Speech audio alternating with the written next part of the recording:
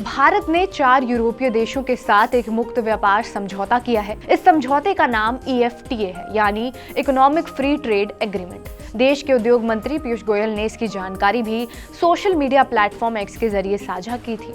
इन 4 यूरोपीय देशों में स्विट्जरलैंड, नॉर्वे, आइसलैंड और लिंसेटाइन शामिल है और ये चारों ही देश यूरोपीय संघ का हिस्सा नहीं है। यूरोपीय संघ, संयुक्त राज्य अमेरिका, ब्रिटेन और चीन के बाद भारत EFTA का 5वां सबसे बड़ा व्यापारिक भागीदार है।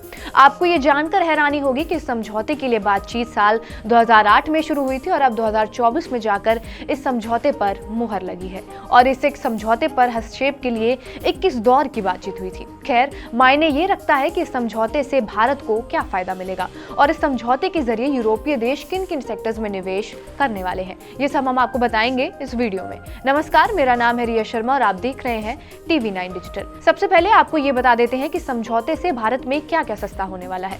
अब जिन 4 देशों के साथ समझौते हुए उसमें स्विट्जरलैंड देश का भारत के साथ सबसे ज्यादा कारोबार है। स्विट्जरलैंड से सोना, दवाइयां, घड़ियां, स्विस घड़ी, चॉकलेट, बिस्किट, बहुत सारी चीजें शामिल होती हैं। इस डील के मुताबिक भारत सोने को छोड़कर स्विट्जरलैंड से लगभग 95% आयात पर कस्टम ड्यूटी तुरंत या समय के साथ हटा देगा।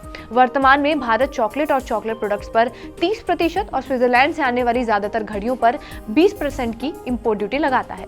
इसमें सी फूड, तरह तरह के तेल, अलग अलग मिठाइयां और प्रोसेस्ड फूड, इन सब की कीमतों में गिरावट आएगी। फिलहाल 300 से ज्यादा स्विस कंपनियां भारत में कारोबार कर रही हैं। स्विट्जरलैंड इस समय भारत का सबसे बड़ा EFTA ट्रेडिंग पार्टनर भी है, जिसमें भारत के साथ इस देश के व्यापार की हिस्सेदारी 91% है।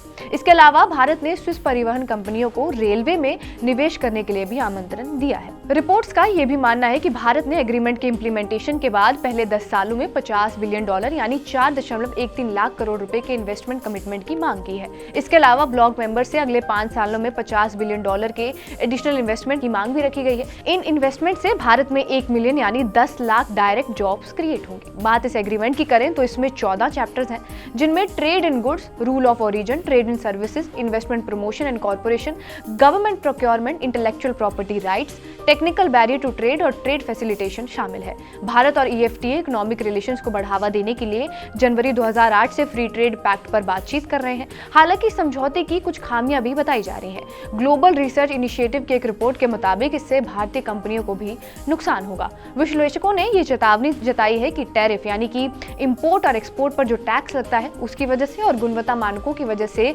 भारत स्विट्जरलैंड के इस जाल में फंस जाएगा और कृषि उपज निर्यात करने में भी भारत को कठिनाइयों का सामना करना पड़ सकता है। बहरहाल, आपका इस वीडियो पर क्या कुछ कहना हमें कमेंट बॉक्स में जरूर बताएं। बाकी देश और दुनिया की तमाम बड़ी खबरों के लिए जुड़े रहिए हमारे साथ TV9 डिजिटल पर।